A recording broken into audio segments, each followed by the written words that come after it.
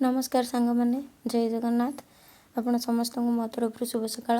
आशा करुँची आपण मैंने समस्ते बहुत भलरे थे। तो आसतु आज रेसिपी कौन अच्छी देखा। आज रेसिपी अच्छी पूरा साधा निरामिष तरकारी जोटा कि मुझे बिना पियाज रसुण तैयारी करी। तो आसतु केमिति तैयारी करुँची देखिबा।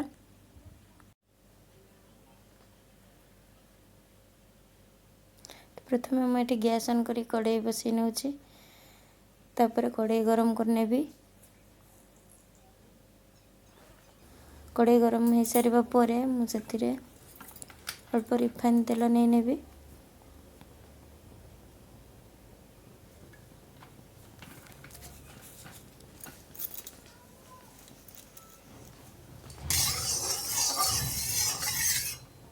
तेल भल से गरम हो सारा पर मुझे किसी परिबा काटिकी रखी जोटा कि आलू पोटल आ फूलकोबी से सब को तेल रे पकई भल से ताको फ्राए करने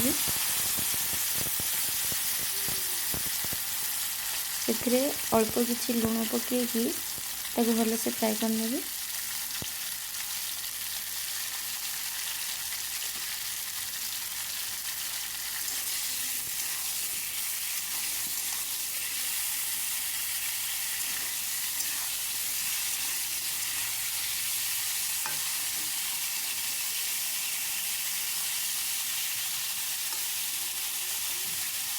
आपण मैंने चाहिए एठी जेकोसी परिबा यूज कर पारिबे आपणको पसंदर।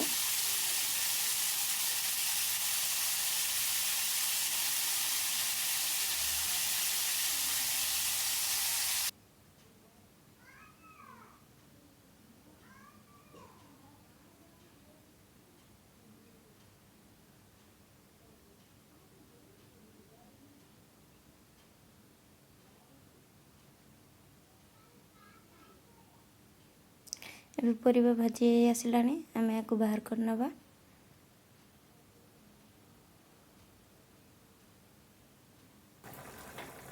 से सेम कड़ाई रे पुणी टिके रिफाइन तेल नहीं नौची। तेल को भल से गरम करने भी तापरे एथिरे मु किछि 4-5टा गोटा सुखिला लंका 5 फुटण ता सहित जीरा देकी पकई नेबी। से गुड़ को भल से फुटी सारा पर मुझे आगु छेचिकी रखी थी किछि अदा से सब को पकई नौची।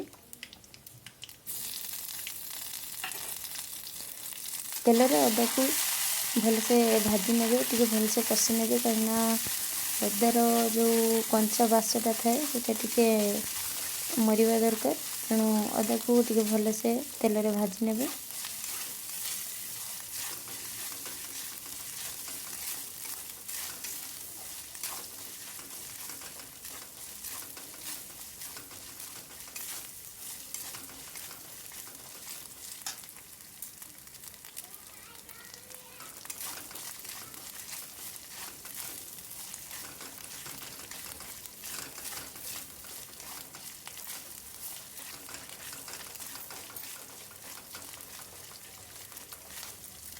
ये आमर अदा भल से भाजी हो गला। तेणु मुझे आगुरी किसी टमाटो काटिकी रखी से सब को पकई नेबी। टमाटो को पकईकी ताकू भल से अदा एवं टमाटो को भल से कषि नेबी।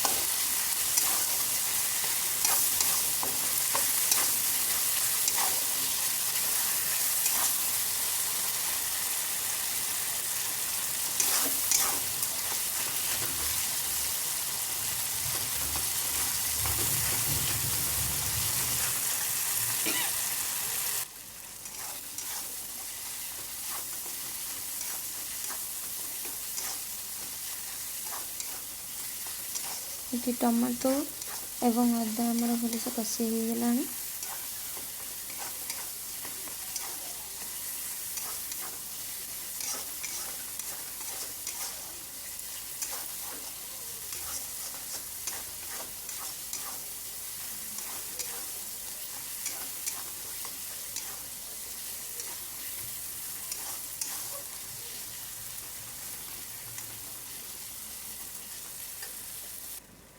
ତାପରେ ଆମେ ଏଥିରେ ହାଫ ଚାମଚ ହଳଦୀ ଗୁଣ୍ଡ, 1 ଚାମଚ ଧନିଆ ଗୁଣ୍ଡ ଏବଂ 1 ଚାମଚ ଲଙ୍କା ଗୁଣ୍ଡକୁ ପକାଇକି ପୁଣି ଥରେ ଭଲସେ କଷି ନେବା।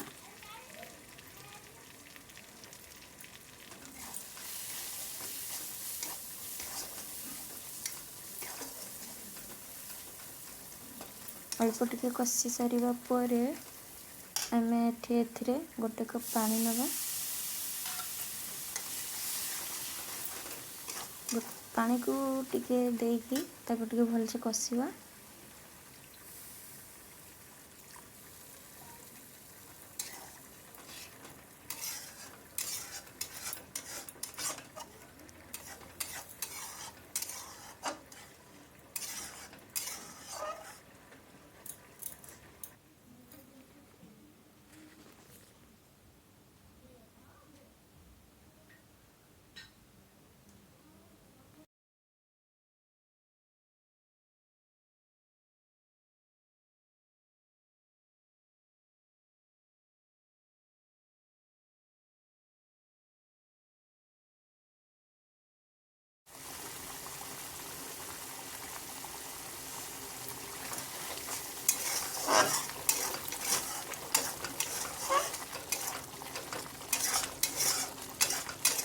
ଏ ଦେଖନ୍ତୁ ମସଲା ଆମର ଭଲସେ ପୁରା ଫୁଟିକି କଷି ହେଇଯାଇଛି। ଦେଖିପାରୁଥିବେ ଆପଣ କେତେ ସୁନ୍ଦର କଲର୍ ବି ଆସିଯାଇଛି। ତାପରେ ଆମେ ଏଥିରେ ସ୍ୱାଦ ଅନୁସାରେ ଲୁଣ ଦେଇଦେବା।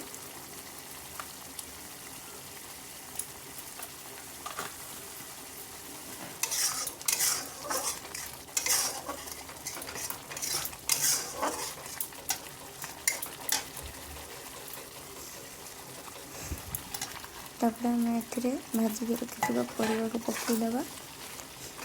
ପରିବା ପକାଇ ସାରିବା ପରେ ଆମେ କିଛି ସମୟ ଯାଏଁ ୟାକୁ ପରିବା ସହିତ ମସଲାକୁ ମିଶିବା ପାଇଁ ଟିକେ ଭଲସେ କଷିବା ପାଇଁ ଛାଡ଼ିଦେବା। ଟିକେ କଷିବ ମସଲା ସହିତ, ମସଲା ଗୁଡ଼ିକ ପରିବା ଭିତରେ ଟିକେ ପଶିଯିବ।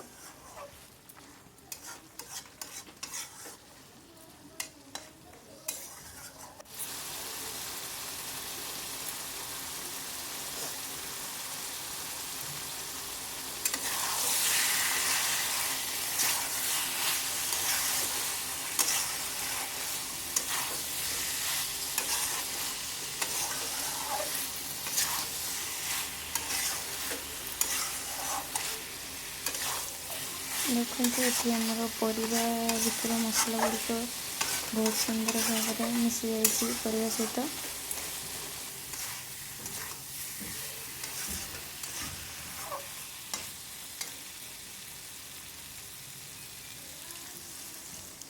ତାପରେ ଏଠି ଆମେ 1 କପ୍ ପାଣି ନେବା। ଆପଣମାନେ ଆପଣଙ୍କ ଅନୁସାରେ ପାଣି ନେଇପାରିବେ। ଯଦି ଆପଣ ଅଧିକ ଟିକେ ଝୋଳ ରଖିବା ପାଇଁ ଚାହିଁବେ ତାହେଲେ ଅଧିକ ପାଣି ନେବେ, ନହେଲେ କମ୍ ଝୋଳ ରଖିବା ପାଇଁ ଚାହିଁଲେ ଆପଣମାନେ କମ୍ ଝୋଳ ନେବେ।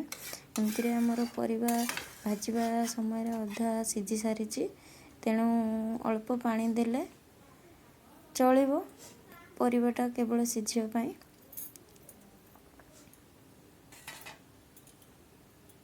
ତେଣୁ ଏଠି ପରିବା ସିଝିବା ପାଇଁ ମୁଁ ତାକୁ ଘୋଡ଼େଇ ନେଉଛି। ପାଖାପାଖି 5 ରୁ 10 ମିନିଟ୍ ପରେ ଆପଣମାନେ ଘୋଡ଼ଣୀ ବାହାର କରିକି ଦେଖିପାରିବେ ପରିବା ବହୁତ ସୁନ୍ଦର ଭାବରେ ହେଇଯାଇଛି, ସିଝି ଯାଇଛି। ଆମର ତରକାରୀ ବି ରେଡ଼ି ହେଇସାରିଲାଣି। ବାସ୍ ୟା ପରେ ଆପଣମାନେ ଚାହିଁଲେ କିଛି ଗରମ ମସଲା ବି ଆଡ଼୍ କରିପାରିବେ, ନ ଦେଲେ ବି ଚଳିବ। ଗରମ ମସଲା ଏଠି ମୁଁ ସ୍କିପ୍ କରିଦେଇଛି କାରଣ ମୁଁ ତରକାରୀରେ ଗରମ ମସଲା ପକାଇନି, ତେଣୁ ଆପଣମାନେ ଚାହିଁଲେ ପକାଇ ପାରିବେ। ଏବେ ଆମର ରେଡ଼ି ହେଇଗଲା। शुद्ध निरामिष तरकारी जोटाकि पोटल आलू एवं फूलकोबी दे तैयारी होती। आपण को गरम गरम खाईपर रुटी सहित भात सहित बहुत सुंदर लगे। तेणु आमर रेडी हो गला फूलकोबी आलू पोटल तरकारी शुद्ध निरामिष। जदि मो वीडियोटी आपण मानक पसंद आए ताहले मो वीडियो को लाइक करेंगे, शेयर करेंगे, कमेंट करेंगे। ता सहित सब्सक्राइब करने को जमा भी भूलिए। पाखरे थी बेल आइकन को मध्य टिके क्लिक करदेवे जहाँद्वारा कि नुआ नुआ वीडियो गुड़िकर नोटिफिकेशन आपण मैंने बहुत जल्दी पाइपर। रोचे धन्यवाद।